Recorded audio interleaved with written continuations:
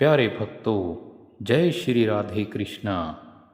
आज दिनांक 26 जुलाई 2022, वार मंगलवार, तिथि त्रयोदशी, श्रवण मास शिवरात्रि के पावन अवसर पर हम भगवान भोलेनाथ के चरणों में नमस्कार करते हैं। प्यारे भक्तों, आज के दिन भगवान भोलेनाथ महादेव ने समुद्र मंथन से निकले हुए हलाहल विष को अपने कंठ में धारण कर इस सारी सृष्टि को उसके ताप से बचाया था। और तभी सभी देवताओं ने मिलकर प्रभु का जल और पंचामृत से अभिषेक किया था। इसीलिए यह शिवरात्रि का पावन उत्सव मनाया जाता है। तो बोलो कैलाशपति महादेव की जय हो। तो प्यारे भक्तों, आज से श्रीमद् भागवत महापुराण का प्रथम स्कंद शुरू होने जा रहा है।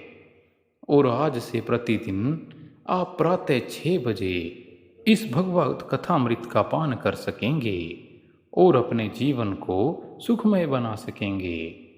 तो आइए अब श्रीमद् भागवत सुधा रस का पान आरंभ करते हैं। जय श्री राधे कृष्णा। ओम नमो भगवते वासुदेवाय। श्रीमद् भागवत महापुराण प्रथम स्कंद पहला अध्याय। श्री सूत जी से शौनक आदि ऋषियों का प्रश्न मंगलाचरण। जिससे इस जगत की सृष्टि स्थिति और प्रलय होते हैं, क्योंकि वह सभी सद्रूप पदार्थों में अनुगत है और असत पदार्थों से पृथक है। जड़ नहीं चेतन है, परतंत्र नहीं स्वयं प्रकाश है। जो ब्रह्मा अथवा हिरण्यगर्भ नहीं, प्रत्युत उन्हें अपने संकल्प से ही जिसने उस वेद ज्ञान का दान किया है, जिसके संबंध में बड़े बड़े विद्वान भी मोहित हो जाते हैं। जैसे तेजोमय सूर्य रश्मियों में जल का, जल में स्थल का और स्थल में जल का भ्रम होता है, वैसे ही जिसमें यह त्रिगुणमयी जागृत स्वप्न सुषुप्ति रूपा सृष्टि मिथ्या होने पर भी अधिष्ठान सत्या से सत्यवत प्रतीत हो रही है, उस अपनी स्वयं प्रकाश ज्योति से सर्वदा और सर्वथा माया और माया कार्य से पूर्णतः मुक्त रहने वाले परम सत्य स्वरूप परमात्मा का हम ध्यान करते हैं। महामुनि व्यास देव के द्वारा निर्मित इस श्रीमद् भागवत महापुराण में मोक्ष पर्यंत फल की कामना से रहित परम धर्म का निरूपण हुआ है।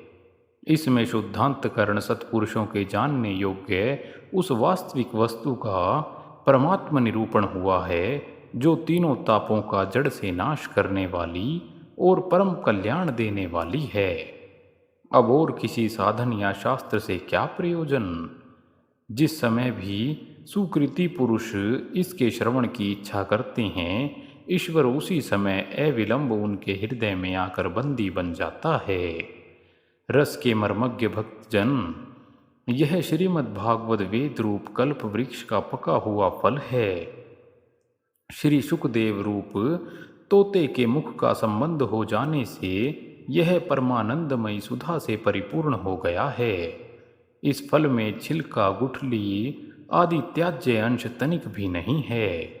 यह मूर्तिमान रस है। जब तक शरीर में चेतना रहे, तब तक इस दिव्य भगवद रस का निरंतर बार बार पान करते रहो। यह पृथ्वी पर ही सुलभ है। कथा प्रारंभ।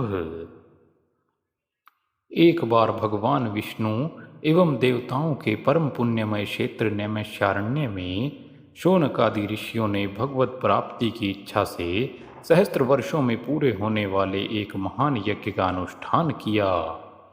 एक दिन उन लोगों ने प्रातःकाल अग्निहोत्र आदि नित्य कृत्यों से निवृत्त होकर सूत जी का पूजन किया और उन्हें ऊंचे आसन पर बैठाकर बड़े आदर से यह प्रश्न किया। ऋषियों ने कहा, सूत जी, आप निष्पाप हैं। आपने समस्त इतिहास, पुराण और धर्मशास्त्रों का विधि पूर्वक अध्ययन किया है तथा उनकी भली भांति व्याख्या भी की है। वेद वेताओं में श्रेष्ठ भगवान बदरायण ने एवं भगवान के सगुण निर्गुण रूप को जानने वाले दूसरे मुनियों ने जो कुछ जाना है, उन्हें जिन विषयों का ज्ञान है, वह सब आप वास्तविक रूप में जानते हैं। आपका हृदय बड़ा ही सरल और शुद्ध है, इसी से आप उनकी कृपा और अनुग्रह के पात्र हुए हैं। गुरुजन अपने प्रेमी शिष्य को गुप्त से गुप्त बात भी बता दिया करते हैं। आयुष्मान, आप कृपा करके यह बतलाइए कि उन सब शास्त्रों, पुराणों और गुरुजनों के उपदेशों में कलयुगी जीवों के परम कल्याण का सहज साधन आपने क्या निश्चय किया है। आप संत समाज के भूषण हैं। इस कलयुग में प्रातः लोगों की आयु कम हो गई है, साधन करने में भी लोगों की रुचि और प्रवृत्ति भी नहीं है। लोग आलसी हो गए हैं, उनका भाग्य तो मंद है ही, समझ भी थोड़ी है। इसके साथ ही वे नाना प्रकार की विघ्न बाधाओं से घिरे हुए भी रहते हैं। शास्त्र भी बहुत से हैं, परंतु उनमें एक निश्चित साधन का नहीं, अनेक प्रकार के कर्मों का वर्णन है। साथ ही वे इतने बड़े हैं कि उनका एक अंश सुनना भी कठिन है।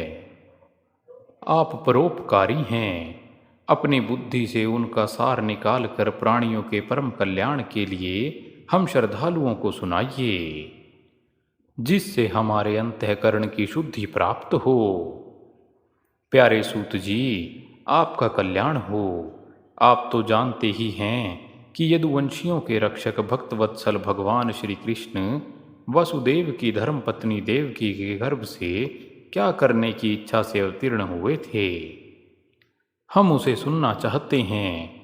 आप कृपा करके हमारे लिए उसका वर्णन कीजिए, क्योंकि भगवान का अवतार जीवों के परम कल्याण और उनकी भगवत प्रेममयी समृद्धि के लिए ही होता है। यह जीव जन्म मृत्यु के घोर चक्र में पड़ा हुआ है। इस स्थिति में भी यदि वह कभी भगवान के मंगलमय नाम का उच्चारण कर ले तो उसी क्षण उससे मुक्त हो जाए, क्योंकि स्वयं भय भी भगवान से डरता रहता है। सूत जी, परम विरक्त और परम शांत मुनिजन भगवान के श्री चरणों की शरण में ही रहते हैं। अतएव उनके स्पर्श मात्र से संसार के जीव तुरंत पवित्र हो जाते हैं। इधर गंगा जी के जल का बहुत दिनों तक सेवन किया जाए तब कहीं पवित्रता प्राप्त होती है। ऐसे पुण्यात्मा भक्त जिनकी लीलाओं का गान करते रहते हैं, उन भगवान का कलिमलहारी पवित्र यश, भला आत्मशुद्धि की इच्छा वाला ऐसा कौन सा मनुष्य होगा जो श्रवण न करे। वे लीला से ही अवतार धारण करते हैं। नारद आदि महात्माओं ने उनके उदार कर्मों का गान किया है। हम श्रद्धालुओं के प्रति आप उसका वर्णन कीजिए। बुद्धिमान सूत जी, सर्वसमर्थ प्रभु अपनी योग माया से स्वच्छंद लीला करते हैं। आप उन श्री हरि की मंगलमयी अवतार कथाओं का अब वर्णन कीजिए। पुण्य कीर्ति भगवान की लीला सुनने से हमें कभी भी तृप्ति नहीं हो सकती, क्योंकि रसज्ञ श्रोताओं को पद पद पर भगवान की लीलाओं में नए नए रस का अनुभव होता रहता है। भगवान श्री कृष्ण अपने को छिपाए हुए थे, लोगों के सामने ऐसी चेष्टा करते थे मानो कोई मनुष्य हो, परंतु उन्होंने बलराम जी के साथ ऐसी लीलाएं भी की है, ऐसा पराक्रम भी प्रकट किया है जो मनुष्य नहीं कर सकते। कलयुग को आया जानकर इस वैष्णव क्षेत्र में हम दीर्घकालीन सत्र का संकल्प करके बैठे हैं। श्री हरि की कथा सुनने के लिए हमें अवकाश प्राप्त है। यह कलयुग अंतःकरण की पवित्रता और शक्ति का नाश करने वाला है। इससे पार पाना कठिन है। जैसे समुद्र से पार जाने वालों को कर्णधार मिल जाए, उसी प्रकार इससे पार पाने की इच्छा रखने वाले हम लोगों से ब्रह्मा ने आपको मिलाया है। धर्म रक्षक ब्राह्मण भक्त योगेश्वर भगवान श्री कृष्ण के अपने धाम में पधार जाने पर धर्म ने अब किसकी शरण ली है, यह बताइए। बोलो श्री वृंदावन बिहारी लाल की जय। बोलो द्वारकाधीश भगवान की जय। बोलो सच्चिदानंद रूप भगवान की जय। जय जय श्री राधे, जय जय श्री राधे, जय जय श्री राधे। तो भक्तों, श्रीमद् भागवत सुधा सागर के प्रथम स्कंद का पहला अध्याय यहीं संपन्न होता है। इससे आगे की कथा हम दूसरे अध्याय में सुनेंगे। जय श्री राधे कृष्णा।